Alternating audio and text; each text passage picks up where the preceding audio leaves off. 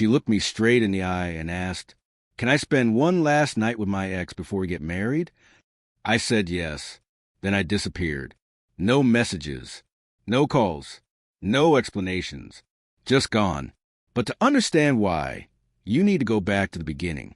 Before that night, I genuinely believed I'd found the one.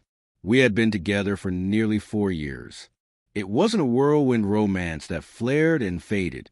It was steady, quiet, built on shared experiences, late-night talks, compromises, and countless small moments that stitched our lives together. After a year, we moved in together. By the second year, marriage was on the table. In the third, I proposed. Her response was immediate. She said yes before I could even finish asking. I remember that night vividly. Her eyes shining, her hands trembling, and the hug that felt like she was holding on to every bit of us. I thought my life had settled into place. Marriage, a home, maybe kids. Sunday mornings filled with peace and laughter. For a while, everything was perfect. Then, 3 months before the wedding, things began to change. At first, it was subtle. She became distant, often lost in thought, staring out the window as if chasing memories she couldn't reach. Her phone habits shifted. Where it once lay around unlocked, it was now always in her hand, always locked. Calls were taken in private. I noticed, of course, but I didn't want to be the paranoid partner. I told myself stress from wedding planning could explain it. I wanted to trust her, so I did. Until that night when trust became impossible. We were on the couch, reviewing last-minute wedding details. She seemed hesitant, almost fragile. Then she spoke. "I need to ask you something, and I need you to hear me fully before answering." I nodded. "What if I spent one last night with him?" I didn't understand at first. "Who?" She paused, her eyes full of pleading sadness I hadn't seen before. "My ex, the one before you." Suddenly, the room felt frozen. My blood ran cold. She meant him.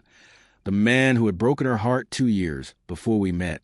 The man whose name was rarely mentioned in our conversations. I laughed, thinking it was a cruel joke.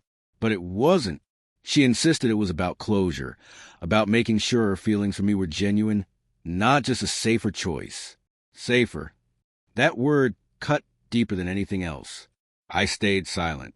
I asked only one question. "And if I say yes, then what?" She assured me she would return, that nothing would change how she felt, that it was only to confirm what she already knew.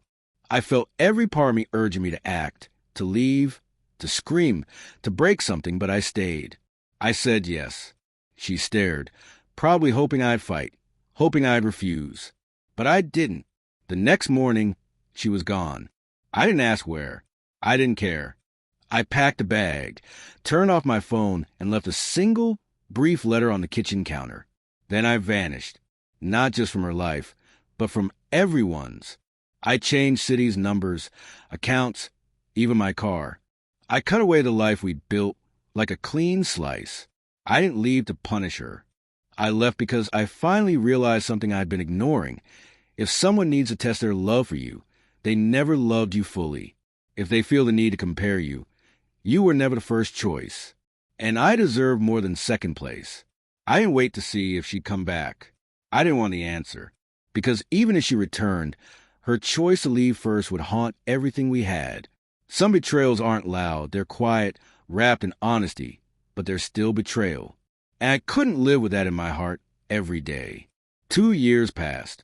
I rebuilt my life. New city, new job, new friends. Eventually someone new. When I finally told her why I left, she didn't pity me.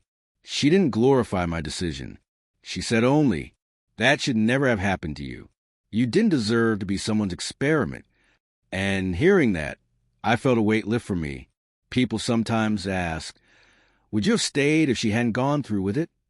My answer is always the same. The moment she asked, it was over.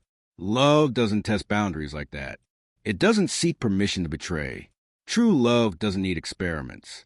So if you ever find yourself with someone who wants to test their love for you, let them go. Walk away without anger, without revenge, without looking back. Because you're not an option. You're not a trial. You deserve to be chosen fully, without hesitation, without doubt. And if they can't do that, don't wait to see what they decide. Move forward. Vanish from a life that never valued you as first choice. And find a love that will.